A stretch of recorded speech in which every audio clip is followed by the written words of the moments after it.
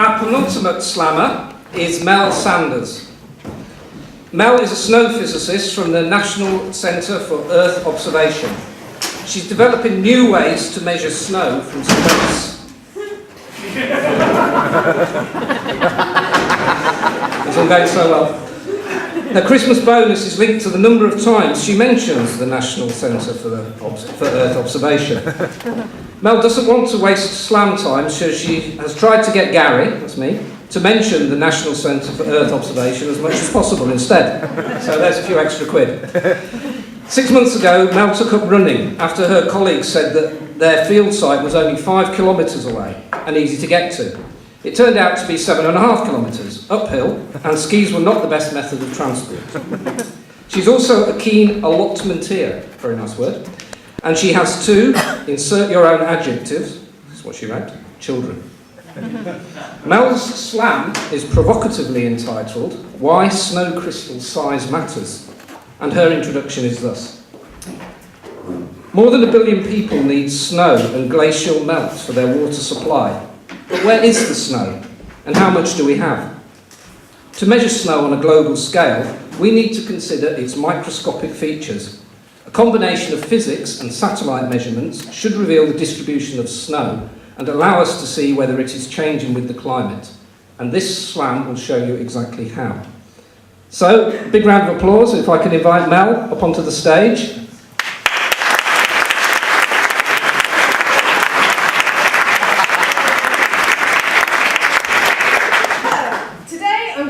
About snow. Now, when I ask people what they know about snow, they usually tell me 2 things. One, that no 2 snowflakes are alike. Now this is true. They grow depending on the temperature and the moisture conditions around them, and there are endless possibilities. The other thing they tell me is that snowflakes are beautifully symmetrical, much like my friend here. This is a lie. These are the supermodels of snow crystals, and they put them on greetings cards to sell them. Most snow crystals are not symmetric. Sometimes they have arms missing, some are longer. They can be pretty odd-looking things. But just like my children, I love them all just the same. Except cats call them crystals because they're the best. So as soon as snow crystals land on the ground, they change very quickly depending on the temperature. Now, I'm just going to get changed for 2 reasons. One, I'm boiling, and the second is I forgot to put some slits in for my hands and I need them. So if you can dim the lights just for a moment, also do a quick change.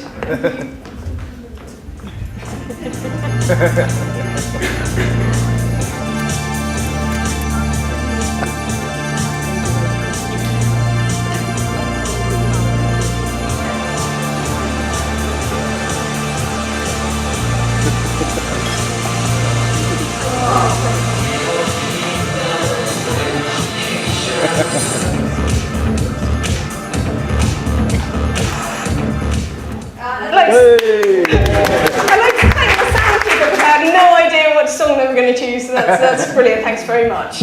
Right, so now to the science.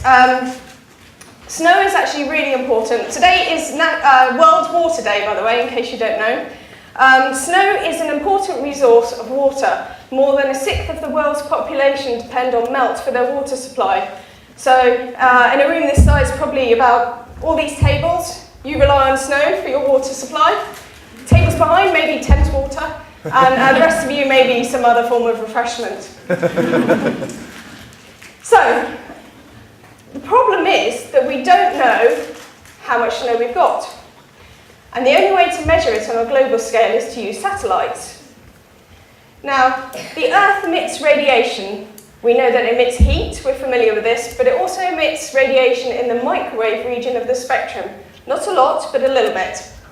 However, if we want to measure snow on a large scale, we also need to know about the internal structure of the snow. We need to measure snow on the small scale. So today we've got a little experiment where we're going to demonstrate why we need to worry about the size of snow crystals. So I'd like to invite my 2 assistants onto the stage. Thank you very much. So Gwennon is going to make very small snow crystals using a blender. And Jente is going to make large crystals by bashing the ice cubes with a big hammer. Now they're going to be quite noisy, so I'm going to try and outdo them with my microphone. So I'll talk to you a little bit about snow. So if you dig down into the snow, you might see something that looks like this, a series of layers. Every time it snows, a fresh layer is deposited. And the layers change over time depending on the temperature conditions around it. So, for example, if you've got really warm soil and really cold air, you get a lot of moisture transported up through the snow. And then you get very rapid growth of crystals. Now,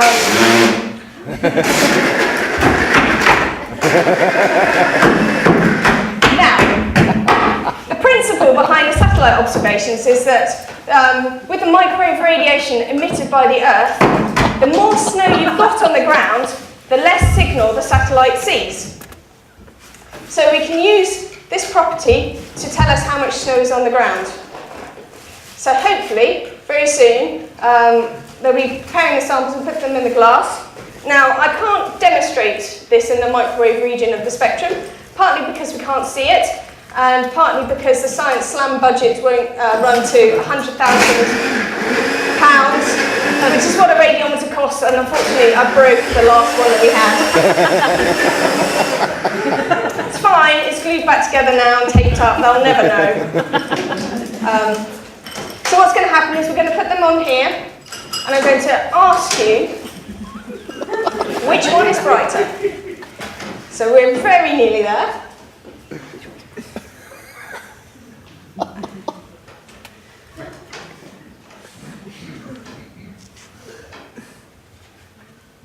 So, now one of the things we can do, if we want to know about the size of the snow crystals, is we can use physics to tell us how the temperature of the snow is changing. We use conservation of energy, and if you know what energy goes in, you can predict temperature changes. So here we go. Hopefully, could you please dim the lights for me? And hopefully, this will work. So, what we're looking at is the spot here. So I'd like you to give me a cheer if the small snow crystals are brightest. Which one is which? This one is the small snow crystals. So cheer if this is the brightest. Cheer if the large crystals are the brightest. Excellent, my experiment worked. It's only been one time that it's failed, but tonight's a good night. So what's basically happening is it's the same material, and you can test this at home with your own ice cubes. It's the same ice that you've got in your drinks. And the size of the snow crystals is affecting the radiation.